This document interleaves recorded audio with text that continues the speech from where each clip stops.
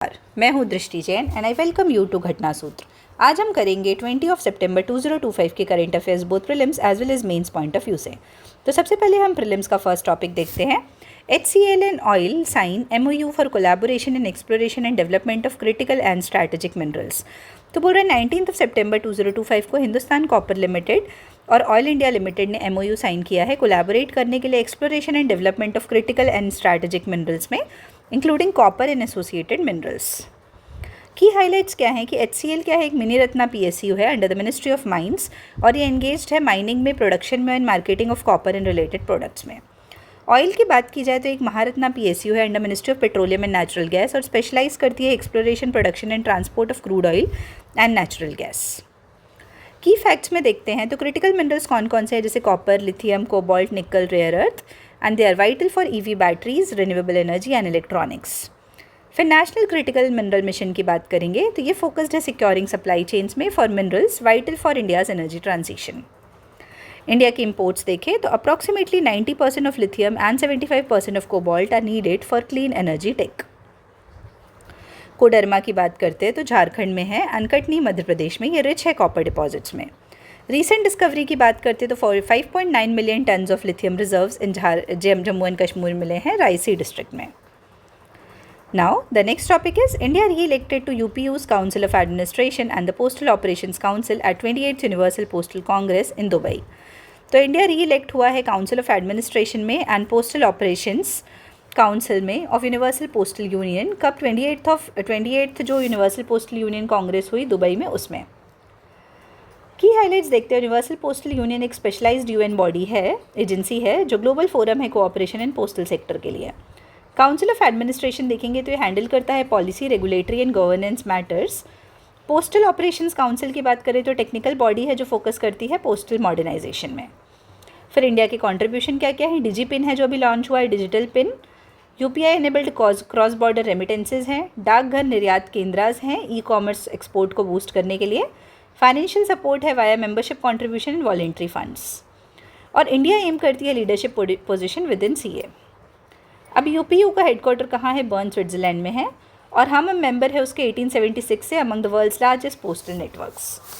India का जो post network है ओवर 1.55 लाख पोस्ट ऑफिसेज हैं जो वर्ल्ड का लार्जेस्ट है। फिर डिजिटल इंडिया इनिशिएटिव्स की बात की जाए तो जो इंडिया पोस्ट पेमेंट बैंक है वो अप्रॉक्सीमेटली 8 करोड़ कस्टमर्स हैं और UPI ट्रांजेक्शन्स की बात की जाए तो हमने क्रॉस किया है 18 billion per month. Next topic is third round of India New Zealand free trade agreement negotiation concludes in Queenstown. तो third round of negotiation conclude है India New Zealand free trade agreement के 19 सितंबर 2025 को क्वींसटाउन में, न्यूजीलैंड में। इसके की हाइलाइट्स क्या हैं कि FTA का लॉन्च 16 मार्च 2025 को हुआ by union minister of commerce and industry Piyush Goyal ji and New Zealand के minister for trade and investment Todd McClay. फिर ट्रेड ग्रोथ की बात की जाए तो बायलेटरल मर्चेंटाइज ट्रेड है $1.3 billion in financial year 24-25, 49% increase over previous year. की फैक्ट्स की बात करते हैं तो इंडिया और न्यूजीलैंड का ट्रेड 2024-25 में $1.3 बिलियन था with strong growth in pharmaceutical, machinery and agri products. India के ओवरऑल FTA नेटवर्क की बात की जाए तो 13 FTAs हैं फोर्स में, इंक्लूडिंग ASEAN, UAE, ऑस्ट्रेलिया और मॉरिशस।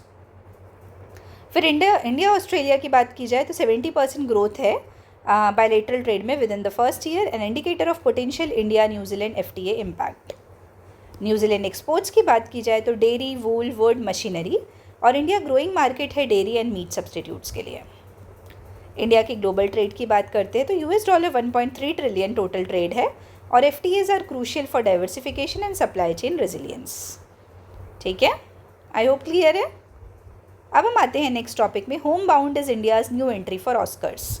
तो जो फिल्म होम बाउंड है जो डायरेक्ट की है नीरज घायवान जी ने, has been selected as India's official entry for the Oscars. किसके लिए? ऑस्कर्स 2026 के लिए, in the best international feature category. और जो स्टोरी है वो सेंटर करती है around 2 friends from marginalised communities aspiring to join the police force, highlighting issue of caste and religious discrimination and displacement of migrant workers post COVID-19। तो ये कौन सी मूवी है? Homebound. इसको ऑस्कर्स में एंट्री मिली है, India's entry for Oscars. The film premiered in the uncertain regard section at the Cannes film festival 2025 and won second runner-up in the International People's Choice Award at Toronto International Film Festival 2025. और ये select की गई थी film federation of India के द्वारा, जिसका headquarter है मुंबई में, which manages India's official Oscar entry. Theme focuses on socio-political realities, migrant displacement, caste and religious biases, and equal opportunity. की फैक्ट्स की बात करते तो Oscars was organised by the Academy of Motion Picture Arts and Sciences headquartered in California, USA. India has sent films for the best international feature category since 1957, और उसमें कौन कौन सी है? मदर इंडिया, सलाम बॉम्बे एंड लगान, but has not yet won this category. India's only Oscar wins comes in open categories such as the Best Original Song Awards RRR in 2023. जो film federation of India है, ये autonomous body है जो responsible है Oscar submissions के लिए, playing a key role in Indian cinema administration. Cannes और Toronto international film festival की बात की जाए तो they are among the world's premier film festivals where Indian films like Homebound give international attention. ठीक है, आई होप ये clear है. Next is Praveer Ranjan is CISF chief Praveen Kumar to head ITBP. तो अभी सीनियर IPS ऑफिसर्स का transfer हुआ है. तो senior IPS officer Pravir Ranjan and Praveen Kumar have been appointed as the new chiefs of the Central Industrial Security Force and Indo-Tibetan Border Force. Ranjan 1993 AGMUT cadre officer है. ये currently special director general है CISF के, और वो सर्व करेंगे. जो प्रवीण कुमार जी हैं वो 1993 West Bengal cadre IPS officer हैं और स्पेशल डायरेक्टर है इंटेलिजेंस ब्यूरो के, और वो सर्व करेंगे as the director general of ITBP till September 30, 2030. की हाईलाइट्स देखते हैं कि जो प्रवीर रंजन जी हैं उन्होंने सक्सीड किया है रजविंदर सिंह भट्टी को एज DG CISF, और इनका टेन्योर एक्सटेंड करेगा until his superannuation in July 2029. Praveen Kumar ने रिप्लेस किया है राहुल रसगोत्रा को as DG ITBP and will serve until September 2030. फिर जो अपॉइंटमेंट्स हैं they were approved by the appointments committee of the cabinet and notified by ministry of personnel public grievances and pension. ठीक है. CISF is tasked with the security of vital installations, airports, critical infrastructure across India. ITBP guard करता है 3488 kilometre India China border and specialised in high altitude and border security. CISF और ITBP की बात करें तो ये कैटेगराइज्ड है as central armed police forces under ministry of home affairs. कौन से मिनिस्ट्री के अंदर? MHA के अंदर. अब की फैक्ट्स देखते हैं. तो CISF है वो स्टैब्लिश हुई 1969 में और ITBP स्टैब्लिश हुई 1962 में पोस्ट सीनो इंडियन वॉर. चाइना इंडिया का वॉर हुआ ना, उसके बाद स्टैब्लिश हुई CISF और ITBP दोनों. फिर मोटो क्या है CISF का? Protection and security. ITBP का क्या है? शौर्य, दृढ़ता, कर्मा, निष्ठा. सेंट्रल आर्म पुलिस फोर्सेस की बात की जाए तो इसमें कौन कौन से आते हैं? Border security force, CRPF, CISF, ITBP, सशस्त्र सीमा बल. और मिनिस्ट्री है ministry of home affairs. Appointment committee of cabinet है वो कौन चेयर करता है? Prime minister. और CISF का रेजिंग डे कब मनाते हैं? 10 मार्च को. ITBP का मनाते हैं 24 अक्टूबर ईच ईयर. फिर आते हैं हम next. Exporters object इंडोनेशियाज delayed alpha toxin इन ग्राउंडनट इन नोटिफिकेशन. तो एक्सपोर्टर्स फ्रॉम इंडिया डिस्प्यूट कर रहे हैं जो इंडोनेशिया ने डिलेड नोटिफिकेशन दिया है ना अल्फा टॉक्सिन कंटामिनेशन का ग्राउंडनट एक्सपोर्ट्स में, leading to suspension of Indian groundnut imports by Indonesia since September 3, 2025. तो APEDA has reached out to Indonesia but the issue remains unresolved. तो अभी तक इशू अनरिजॉल्व्ड है. लेकिन इंडोनेशिया ने सस्पेंड किया है groundnut imports from India after a notification dated 27 अगस्त 2025 citing alpha toxin contamination issues. अब अल्फा टॉक्सिन्स क्या होते हैं? ये टॉक्सिक मोल्स होते हैं जो प्रोड्यूस होते हैं एस्पेरेलिगस फ्लेवर्स और एस्पेरेगिलस पैरासाइटिकस फंजाई के द्वारा, और ये कार्सिनोजेनिक होते हैं and serious health risk pose करते हैं. एपेडा जो मिनिस्ट्री ऑफ कॉमर्स और इंडस्ट्री के अंदर है उन्होंने प्रोटेस्ट किया है इंडोनेशिया के डिलेड रिस्पॉन्सेज को और टेस्टिंग प्रोटोकॉल डिस्क्रिपेंसीज को. Exporters highlighted 2 major concerns: delayed alpha toxin detection months after shipment, arrival and testing standards not aligned with WTO norms. जो सस्पेंशन है that has impacted about 1/3 of India's groundnut exports to Indonesia valued at approximately 274 million annually. और जो India का groundnut cultivation area है was about 48 lakh hectares during 2024-25 kharif season. अब की facts में आते हैं. तो जो एपिटा है agriculture and processed food export development authority, ये ministry of commerce and industry के अंडर है. इसका हेडक्वार्टर है न्यू दिल्ली में. गुजरात लीड करता है ग्राउंडनट प्रोडक्शन में and followed by Rajasthan, Tamil Nadu, Andhra Pradesh and Karnataka. Sanitary and phytosanitary agreement है जो WTO के अंदर वो गवर्न करता है फूड सेफ्टी स्टैंडर्ड्स को, जो क्रिटिकल फैक्टर है एक्सपोर्ट डिस्प्यूट्स लाइक दिस में. ठीक है, तो आई होप ये क्लियर है। अब आते हैं हम next topic for prelims. Assamese cultural icon Zubeen Garg passes away. तो जुबीन गर्ग आसाम के जो रिनाउंड कल्चरल फिगर हैं एंड म्यूजिक आइकन है, उनकी डेथ हो गई 52 ईयर्स में after a scuba diving incident in Singapore. Known for bridging Assamese, Bengali and Hindi music, Garg's sudden demise has led to widespread mourning and tributes across political and artistic circles. He was present in Singapore for the North East India Festival 2025 and was scheduled to perform before his passing. तो कौन से festival में गए थे वो? North east India festival. Garg was notable for his hits like या Ali and दिल तू ही बता, उसके लिए, and he was multi faceted artist, singer, song writer, composer, lyricist, music director, producer, actor, film director और फिलैंथ्रोपिस्ट। ठीक है, उनका बर्थ कहाँ हुआ था? मेघालय में हुआ था, and became a cultural ambassador for Assamese music, also recording songs in over 40 languages.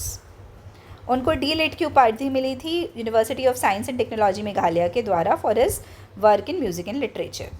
The north east film festival 2025 at Suntec Singapore convention centre 60th anniversary mark कर रही थी इंडिया सिंगापुर डिप्लोमेटिक रिलेशंस की। ठीक है, अब आते हैं हम नेक्स्ट टॉपिक में। Pakistan to share nuclear deterrent with Saudi under new pact. ये हमने कल पढ़ा था, आप सभी को याद होगा। तो सऊदी और पाकिस्तान ने मिलकर एक new mutual defence pact sign किया सितंबर 2025 में, under which Pakistan nuclear programme could be made available for Saudi Arabia if needed. इसके की हाईलाइट्स क्या है कि जो पैक्ट है वो अलाउ करता है either country to access all military options including nuclear deterrence in the event of an attack on either nation. कि मतलब यदि एक नेशन पे अटैक होता है तो आप वो न्यूक्लियर यूज़ कर सकते हो डिफेंस में। फिर एग्रीमेंट की बात की जाए तो जो एग्रीमेंट है वो साइन हुआ after Israeli air strikes in Qatar and rising security concerns among Gulf nations specially Saudi Arabia. Historically Pakistan का जो न्यूक्लियर आर्सेनल है was developed for deterrence primarily against India and as the only Muslim majority nuclear power. Saudi Arabia has long been linked to Pakistani nuclear and missile programs, having provided significant financial and diplomatic support in the past. और दोनों पाकिस्तान और Saudi Arabia दोनों stress कर रहे हैं agreement is for defence not aggression and may serve as a model for other Gulf countries. फिर की facts में आते हैं तो सऊदी अरेबिया मेंटेन करता है royal Saudi strategic missile force, जो ब्रांच टास्क्ड है मिसाइल डेवलपमेंट और लॉन्ग रेंज स्ट्रैटेजिक डिटरेंस के जैसे। Both nations are non-signatories to the Nuclear Non-Proliferation Treaty, but are members of Organization of Islamic Cooperation, जिसका headquarter जिद्दा Saudi Arabia में है। जो Pakistani doctrine है वो एम्फेसाइज करता है मिनिमम क्रेडिबल डिटरेंस पे। Next is the United States, Russia, China, UK and France are the P5 recognised nuclear armed states under NPT। और जो डील है वो इम्पैक्ट करेगी नॉन प्रोलिफरेशन एफर्ट्स को और रेज करेगी concerns about a potential larger nuclear arms race in West Asia. ठीक है, तो यहाँ हुआ हमारा प्रीलिम्स वाला टॉपिक खत्म। अब हम मेंस के टॉपिक में आते हैं। तो first editorial is a climate health vision with lessons from India. तो 2025 की ग्लोबल कॉन्फ्रेंस हेल्थ और क्लाइमेट की बात की जाए तो वह भी हुआ है बेलेम हेल्थ एक्शन प्लान कंक्लूड हुआ है ब्राज़ील में, emphasizing integrated health and climate strategies. India जो कि not officially represented offers valuable lessons. तो हम वैल्यूएबल लेसन्स ऑफर करते हैं जैसे PM पोषण के थ्रू, स्वच्छ भारत अभियान, PM उज्ज्वला योजना, which have achieved significant development and climate significant resilience goals. तो इसमें क्या हाईलाइट्स है कि PM पोषण कवर करता है ओवर 11 करोड़ चिल्ड्रन को अक्रॉस नियरली 11 लाख स्कूल्स और प्रमोट करते हैं millet and traditional grains to build climate resilient and nutritious food system. Swachh Bharat अभियान की बात करें तो ये लिंक करता है सैनिटेशन को, हाइजीन को और पब्लिक हेल्थ को towards a sustainable environment, mobilizing communities through grassroots participation. फिर strong political leadership and cross sectoral coordination crucial है embed करने के लिए climate and health goals को welfare programs में। community involvement की बात की जाए तो इसमें women self help groups और local governance bodies आती हैं, वो backbone form करती हैं effective climate health interventions की। health focused framing of climate action helps make abstract risks tangible, fostering broader public and political support. Next है जिसमें हम देखते हैं इन्वायरमेंटल डायमेंशन। तो जो इंडिया का मीन एनुअल टेम्परेचर है 2021 में was plus 0.44 degree centigrade above the base line. National action plan on climate change है वो कंप्राइज करता है 8 मिशन, जिसमें सस्टेनेबल एग्रीकल्चर है, वाटर है, ग्रीन इंडिया मिशन है, जो एम करता है इंटीग्रेट करने के लिए क्लाइमेट अडेप्टेशन और मिटिगेशन। फिर ICAR की जो निकरा इनिशिएटिव है has released nearly 1900 climate resilient crop varieties और इम्प्लीमेंट करता है contingency plans in 650 districts to address climate vulnerability. जो नेशनल क्लीन इंडिया प्रोग्राम है वो टारगेट करता है 20 to 30% reduction in PM 2.5 pollution levels by 2024 और एड्रेस करता है emissions from major sources like steel sector और कंट्रीब्यूट करता है 10 to 12% of India's total emissions. Health dimension की बात की जाए तो वेक्टर बॉर्न डिसीजेज जैसे मलेरिया और डेंगू है वो एक्सपैंड होते जा रहे हैं। National programme on climate change और ह्यूमन हेल्थ की बात करें तो वो फोकस करता है रेजिंग अवेयरनेस में, स्ट्रेंथनिंग हेल्थ सिस्टम कैपेसिटी में और इंटीग्रेट करने में क्लाइमेट रिस्क्स को। और अर्ली वार्निंग सिस्टम जैसे जो हीट वेव्स के लिए, फ्लड के लिए और एयर क्वालिटी अलर्ट्स के लिए वो लिंक्ड है हेल्थ सेक्टर प्रिपेयर्डनेस के साथ मिटिगेट करने के लिए इम्पैक्ट्स को। सोशो इकोनॉमिक डायमेंशन की बात की जाए तो एग्रीकल्चर कॉन्स्टिट्यूट करता है 18% ऑफ इंडियाज़ GDP और एम्प्लॉय करता है 42% ऑफ इट्स वर्कफोर्स। स्कीम्स जैसे सॉइल हेल्थ कार्ड, PM फसल बीमा योजना, परंपरागत कृषि विकास योजना ये प्रमोट करते हैं sustainable and climate smart agricultural practices. Clean cooking initiatives और सैनिटेशन प्रोग्राम्स हैं वो not only improved health outcomes बल्कि रिड्यूस जेंडर इनइक्वालिटी ऑल्सो। अब इसमें हम आते हैं सीधे वे फॉरवर्ड में जो हमारे काम का है। तो हमको इंस्टीट्यूशनलाइज करना है climate health integration by mandating health and environmental impact, enhance करना है climate resilience in health system through district level risk assessment, promote करना है scalable climate smart agriculture, empower करना है कम्युनिटीज़ को एंड लोकल गवर्नमेंट्स को to co-create and implement participatory climate health initiatives, और position करना है इंडिया को as a global leader by sharing integrated climate health governance models. ठीक है, तो आई होप ये वाला आर्टिकल क्लियर होगा क्लाइमेट के ऊपर। अब हम आते हैं लास्ट और सेकेंड एडिटोरियल में आज के, that is on our own terms. तो ये आर्टिकल बता रहा है कि कैसे prime minister Narendra Modi ji has led India through major global challenges. तो कौन कौन से ग्लोबल चैलेंजेस आए, मोदी जी ने उसको कैसे, मतलब Modi ji basically how the government has tackled it. ठीक है, तो की हाईलाइट्स क्या है कि strategic autonomy under Modi means pursuing independent foreign policies. तो क्या इंडिपेंडेंट फॉरेन पॉलिसी बनाना है, withstanding pressure from big powers and resisting alignment from any bloc। इसमें क्या था, जो ग्लोबल एंगेजमेंट है बेसिकली वो स्टार्ट हुआ था 1990s में, actively cultivating ties with countries like US, UK, China, Japan और साउथ ईस्ट एशिया। इससे हमारे डायस्पोरा रिलेशंस भी मेंटेन हुए हैं। फिर वाइब्रेंट गुजरात पे फोकस है, प्राइम मिनिस्टर का फोकस था, उसी के लाइन्स पे बाकी चीज़ें डेवलप हो रही हैं। फिर since becoming prime minister Modi ji's government positioned India as a key player in global geopolitics. Diplomatic dimension की बात करते हैं तो इंडिया ने मेंटेन किया neutrality on several international conflict जैसे रशिया यूक्रेन वॉर। फिर मल्टी अलाइनमेंट स्ट्रैटेजी पे फोकस किया और प्लेटफॉर्म्स पे जैसे G20, ब्रिक्स और क्वाड। फिर प्रमोट किया economic diplomacy by attracting foreign investment and boosting initiatives like Vibrant Gujarat, और एक्सपैंड किया economic cooperation with both western and eastern blocs under Modi's leadership. Political and security dimension की बात की जाए तो सेल्फ रिलायंस पे फोकस किया, नॉन अलाइनमेंट पे, और एक्ट ईस्ट पॉलिसी और नेबरहुड फर्स्ट पॉलिसीज़ पे फोकस किया। अब हमको और आगे क्या करना चाहिए उस पर देखते हैं। तो हमको कंटिन्यू करना है स्ट्रेंथन करना strategic autonomy by pursuing policies based on national interest without succumbing to pressure from any power bloc. Increase करना है इन्वेस्टमेंट इकोनॉमिक और टेक्नोलॉजिकल सेल्फ रिलायंस में। फॉस्टर करना है नॉन अलाइनमेंट एंड पीसफुल को एग्जिस्टेंस।